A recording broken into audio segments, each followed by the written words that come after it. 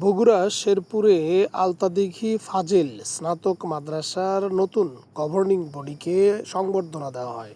উক্ত সংবর্ধনা অনুষ্ঠানে সভাপতিত্ব করেন জনাব মাওলানা মোহাম্মদ রফিকুল ইসলাম, অধ্যক্ষ ও সদস্য সচিব অত্র মাদ্রাসা। প্রধান অতিথি হিসেবে উপস্থিত ছিলেন জনাব মোহাম্মদ আবদুল্লাহ মুস্তাফিদ নাসিম, নতুন গভর্নিং বডির সভাপতি অত্র মাদ্রাসা। এ সময় আলতাদিঘি ফাজিল স্নাতক মাদ্রাসার সকল শিক্ষক মিলে নতুন সভাপতি মোহাম্মদ আবদুল্লাহ মুস্তাফিদ নাসিমকে বরণ করে নেয়। আলতাদিঘি ফাজিল স্নাতক মাদ্রাসার নতুন গভর্নিং বডির সভাপতি আবদুল্লাহ মুস্তাফিদ নাসিম বলেন, বিগত সময়ে এই মাদ্রাসায় যা হয়েছে সেগুলো ভুলে নতুন করে মাদ্রাসাটিকে ঢেলে সাজানোর চেষ্টা করবে। আপনাদের যখন নির্বাচন শুরু হয়েছে তখন আমার মাথায় চিন্তা ছিল না। এখানকার কিছু আমার সুধীজন তারা আমাকে ভালোবেসে দাওয়াত করেছেন যে আমরা এখানে আপনাকে সভাপতি বানাতে চাই, এই এলাকার মানুষজন।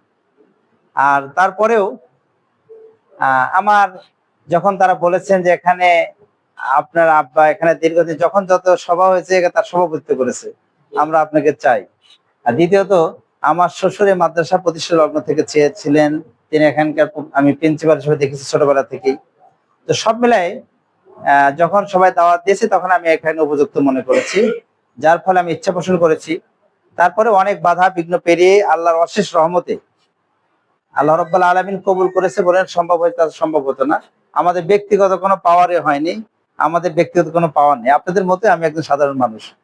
আল্লাহর অশেষ রহমতে ইসলামী আরবি বিশ্ববিদ্যালয়ের ভিসি সাহেব আমাকে মনোনীত করেছেন। এজন্য আমি আজকের অনুষ্ঠান থেকে তাকেও মোবারকবাদ জানাই যে তিনি আমাকে মনোনীত করে সহযোগিতা করেছেন, এবং এখান থেকে যারা সহযোগিতা করেছেন সকলকে আমি ধন্যবাদ জানাই। দরুদ ও সালাম পেশ করছি আমাদের প্রিয় নবী বিশ্ব নবী হযরত মুহাম্মদ মুস্তাফা সাল্লাল্লাহু আলাইহি সাল্লামের প্রতি। সম্মানিত উপস্থিতি, আমি কথা বেশি বলবো না। আপনারা এখানে দীর্ঘ সময় বসে আছেন, অনেক ক্লান্ত হয়ে গেছেন। কয়েকটি বিষয়ে কথা বলতে চাই। একটা বিষয় হলো, আমি একজন শিক্ষক মানুষ। আমার আব্বা একজন শিক্ষক ছিলেন, বলেছেন আমার ফ্যামিলি শিক্ষকতার সাথে জড়িত, যার ফলে শিক্ষকের মর্যাদা আমরা যদি না বুঝতে কে বুঝবে। এই দৃষ্টিকোণ থেকে যারা শিক্ষক শিক্ষিকা আছেন আমি তাদেরকে নিশ্চয় দিতে পারি আমার দ্বারা শিক্ষকদের কোনো মান ক্ষতি হবে না ইনশাআল্লাহ। শিক্ষকদের মান অটুট রাখার জন্য আমি চেষ্টা করব। তবে শিক্ষকদের কিছু দায়বদ্ধতা রয়েছে। আমি একটা কথা বলতে চাই, কোন শিক্ষক যদি তার ছাত্র ছাত্রীকে অবহেলা করে, ক্ষতি করে, পড়া না পড়ায়, এই কথা মাথায় রাখতে হবে, তার সন্তান অমানুষ হবে। এই কথাটা মাথায় রাখতে হবে। আমাদের প্রত্যেকটা ছাত্রছাত্রীকে নিজের সন্তান মনে করে শিক্ষাদান করতে হবে। এই ক্ষেত্রে আমি প্রথম আপনাদের কাছে নিবেদন করব, আমি দূর থেকে অনেক কথা শুনে যে মাদ্রাসায় অনেক গ্রুপিং আছে, অনেক কিছু আছে, তো আমার কাছে মনে হয়েছে এগুলো কিছু না। গ্রুপিং হয় কখন? যখন অভিভাবক শক্ত না থাকে, তখন এক একজন এক এক চিন্তায় থাকে, বা যখন পক্ষপাতিত্ব হয় তখন। আমি আপনাদের নিশ্চয় দিচ্ছি আমি নিরপেক্ষ দৃষ্টিতে সবাইকে দেখবো ইনশাআল্লাহ। এবং সেই ক্ষেত্রে আমি নিবেদন করব, আজকে থেকে আপনারা মনে করবেন আমরা সবাই এক। আমাদের স্বার্থ হলো আলতাদিঘি সিনিয়র ফাজিল মাদ্রাসা। এই মাদ্রাসার স্বার্থ যা, আমাদের শিক্ষকদের স্বার্থটা, এটা পাবো ইনশাআল্লাহ। এটা শিক্ষক শিক্ষিকাদের উদ্দেশ্যে। যে আর এলাকার অভিভাবক যারা রয়েছেন তাদের উদ্দেশ্যে বলতে চাই, এই এলাকার ছাত্রছাত্রী এখানে পড়বে, তারা মানুষ হবে। তো তাদের যদি মানুষ হয় তাহলে এলাকার উন্নয়ন হবে। একটা শিক্ষা জাতির মেরুদণ্ডের আমরা জানি, এবং আজকে যারা ছাত্র তারা আগামী দিনের ভবিষ্যৎ। এই ছাত্ররা একসময় ডিসি হবে, তারা মন্ত্রী হবে, তারা সচিব হবে, বিভিন্ন পর্যায়ে দায়িত্ব পালন করবে।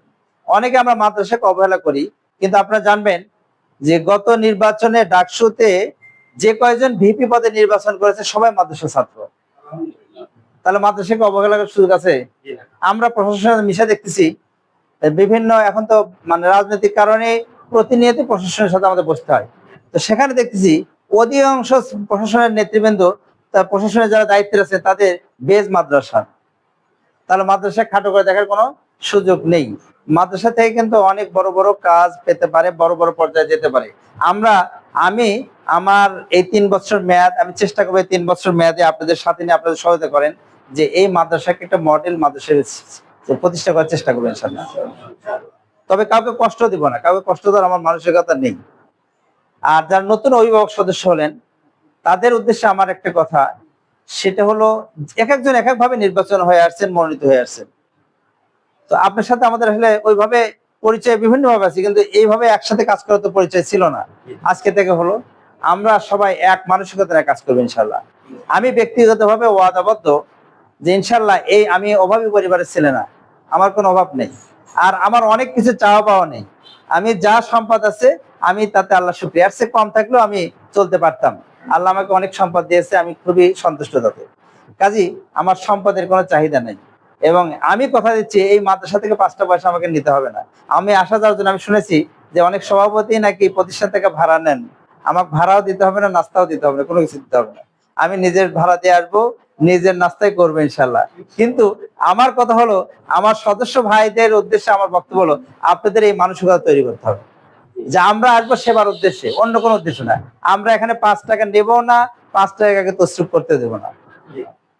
আমাদের মহতারাম আলিয়া প্রিন্সিপাল সাহেব কিছু পরামর্শ দিয়েছেন।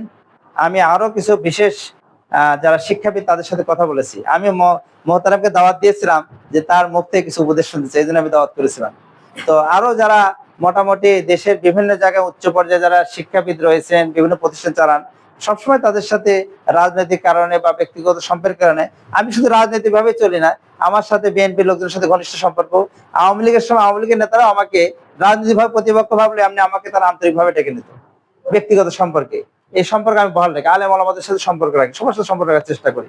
তো আমার কথা হলো, আমরা ভালোটা গ্রহণ করবো, খারাপটা বর্জন করবো। আমার দলের মধ্যে যদি কেউ কোনো খারাপ কিছু লালন করে, আমরা সেটাকে বর্জন করবো। আর যেটা ভালো আছে বাইরে অন্য কারো মধ্যে ভালো পেলে সেটাকে আমরা গ্রহণ করবো ইনশাল্লাহ। সেক্ষেত্রে আমার সদস্য ভাইদের সহায়তা পাবো বলে আশা করছি। আপনাদের সহায়তা পাবো তো ইনশাল্লাহ, নাকি? আমি একটু ওয়াদা নিচ্ছি এই কারণে যে এখানে আমার দায়বদ্ধতা অনেক বেশি। এখানে একে তো আমার শ্বশুর দুনিয়া ছেড়ে চলে গেছেন, তিনি এই প্রতিষ্ঠানের চেষ্টা করেছেন। এখন অনেকেরই আশা যে আমি এখানে এসেছি, এখানে আমার অধিকারও রয়েছে। আমি আমার বিয়ের পরে এই প্রতিষ্ঠানে আমার শ্বশুরের দাওয়াতে একদিন আপনাদের সাথে পিকনিকে গিয়েছিলাম। আমার আজকে এসে বসতে মনে হলো, তারপরে আর আসা হয়নি আপনাদের সাথে। তো গিয়েছিলাম আপনাদের সাথে, আনন্দ করে পিকনিক করেছিলাম।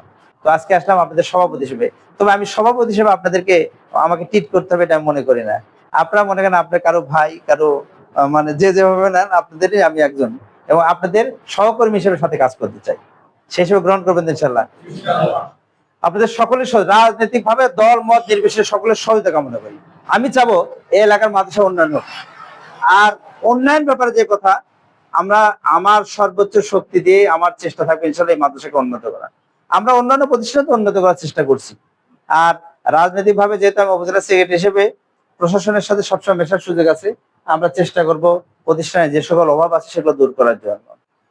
তবে একদিনই তো সব দূর হবে না, একটু সময় লাগবে, একটু সময়টা দিতে হবে। আমরা আস্তে আস্তে দেখবো প্রতিষ্ঠানের কি কি বিষয় আছে, এগুলো আমরা দেখবো। তবে আমি আপনাদেরকে কমিটমেন্ট দিচ্ছি, ইনশাল্লাহ আমি যদি 3 বছর থাকতে পারি, মাদ্রাসা আজকে ছবি উঠে রাখবেন যে মাদ্রাসার বর্তমানে যে অবস্থা আছে, মাদ্রাসার যে কতজন ছাত্র আছে, এবং মাদ্রাসার রিজার্ভ ফান্ড এবং জেনারেল ফান্ডে কত টাকা আছে, আমি আল্লাহর উপর ভরসা করে বলতে পারি তার চেয়ে বেশি রেখে যাবো ইনশাল্লাহ। এটা আমার মানে ইচ্ছা। আল্লাহ যদি তৌফিক দেন, আল্লাহ তৌফিক না দিলে সম্ভব না, তবে ইনশাল্লাহ পারবো, এটা আমার আত্মবিশ্বাস রয়েছে। তো এই কথা বলছি, আপনাদের কষ্ট দিতে চাই না, আপনাদের কাছে প্রাণ ভরে দোয়া চাই। আর আমাকে মানে মুখে আমাকে ভালো ভালো বলার কোনো প্রয়োজন নেই, একটু মনের থেকে ভালোবেসে দোয়া করবেন যে আল্লাহ রাব্বুল আলামিন যেন আমাকে ভালো কাজগুলো করার তৌফিক দান করেন। আর আমি একটা ছোট পরিসরের মধ্যে সীমাবদ্ধ থাকতে চাই না। আমি এখানে আসছি জাস্ট, এখানে যারা রয়েছেন আপনারাই প্রতিষ্ঠান চালাবেন, আমি মাঝে মাঝে খোঁজ নেবো। কমিটির সদস্য রয়েছেন তারাই মূলত চালাবেন, এখানে শিক্ষক মন্ডলী সবাই যারা সদস্য হয়েছে যারা হননি সবাই মিলে প্রতিষ্ঠান চালাবেন, আমি আপনাদের সাথে থাকবো, মাঝে মাঝে খোঁজ নেবো। কারণ আমি উপজেলা সেক্রেটারি হিসেবে যেহেতু আমার সভাপতি এমপি প্রার্থী, যার ফলে আমাকে আমি বাড়িতে বসার সময় পাই না। এটা একটা আপনাদের মাথায় রাখতে হবে যে আমাকে বলা মাত্র আসতে পারবো তা নয়। সেই ক্ষেত্রে আপনারা দেখবেন কিছু কিছু প্রতিষ্ঠানে, অপ্রাসঙ্গিক কথা বলি, যে দেখবেন আমি কয়েকটা প্রতিষ্ঠানে যে তাদের প্রিন্সিপালের সাথে কথা বলছি, সভাপতিদের কোনো কাজ নেই, তারা দলের অনেক বড় নেতা, কিন্তু কোনো কাজ নাই, যে সারাদিন সব প্রতিষ্ঠানে বসে থাকে। কিন্তু আমরা এরকম সভাপতি হতে পারবো না, আমরা অত আজারের লোক না, ঠিক আছে? কেউ কেউ বলছে যে আমরা এত বিরক্ত হয়ে যাই, সকালে আসে আমাদের সাথে এসে বসে, আমাদের সাথে সভাপতি চলে যায়, তখন প্রতিষ্ঠানের শিক্ষকদের তো অসুবিধা হয় স্বাভাবিক, তাই না? এরকম সময় সুযোগ আমার হাতে নেই। আমি আপনার ডাকলে আসবো, মাঝে মাঝে আমার প্রয়োজনের খোঁজ নেবো। এছাড়া বেশি আমার খবরদারি করার দরকার নেই। আমরা চাবো যে আপনারাই সুন্দরভাবে চালান, এটা এই ব্যাপারে আপনাদের সহযোগিতা করবো ইনশাল্লাহ। আর একটা প্রতিষ্ঠানে আমি এবং আমাদের ইফতেখার ভাই আছে, আমরা দুইজন মিলে একটা বিএম কলেজ চালাই। তো সে প্রতিষ্ঠানের শিক্ষকদের খোঁজ না দেখবেন আল্লাহর রহমতে আমরা যাওয়ার পর থেকে বিশেষ করে 24 সালের 5ই আগস্ট যখন বিপ্লব ঘটে বিভিন্ন জন বিভিন্ন প্রতিষ্ঠানে দায়িত্ব পালন করেছে। তার মধ্যে আমি একটা প্রতিষ্ঠান চালাচ্ছি, শেরপুর বিএম কলেজ। এখন আমার তত্ত্বাবধানে প্রতিষ্ঠান চলে। ওখানে একজন প্রিন্সিপালকে জোরপূর্বক বের করে দেওয়া হয়েছিল। 15 বছর তিনি প্রতিষ্ঠানে ঢুকতে পারেননি। তাকে আমার নেতৃত্বে প্রতিষ্ঠানে এসে ঢুকেছি, তার বিল করে এনে দিছি, তিনি রিটায়ার করছেন। এখন প্রতিষ্ঠানের শিক্ষকদের থেকে শুনে দেখবেন আল্লাহর রহমতে তারা অনেক ভালো আছে। তারা প্রতিনিয়ত তারাই বলছে যে আমরা আপনি যেখানে যান বড় প্রতিষ্ঠানে জানি আমাদের ছাড়া যাবে না। তারা আমি এখানে সভাপতি শোনার পর ফোন দিছে যে সভাপতি হন যাই হন, কিন্তু আমাদের প্রতিষ্ঠানে থাকতে হবে, আপনাকে আসতেই হবে। তো এই ভালোবাসা পেয়েছি আল্লাহর রহমতে। ইনশাল্লাহ পুরো শেরপুর উপজেলাবাসী ভালোবাসা আছে, সবাই ভালোবাসে আমি বিশ্বাস করি, সবাই মহব্বত করে, সকল রাজনৈতিক দলের নেতারাও আমাকে ভালোবাসে, এটা আমি বিশ্বাস করি। তো সেক্ষেত্রে আপনাদের, যেহেতু এটা আমার শ্বশুর বাড়ি এলাকা, এখানে তো ভালোবাসা বেশি পাবে তা আশাই করি। তো আপনাদের সহযোগিতা চাই, আমার সহযোগিতা থাকবে ইনশাল্লাহ। আর পরবর্তীতে অন্য কথা হবে শিক্ষার মান উন্নয়ন সংক্রান্ত, এটা এখানে তো এত বলে লাভ নাই। আমি শিক্ষকদের আলাদাভাবে বলবো, আমার কমিটির সদস্যদের আলাদাভাবে বলবো, সেখানে ইনশাল্লাহ কথা হবে। তো সবাই ভালো থাকবেন, সুস্থ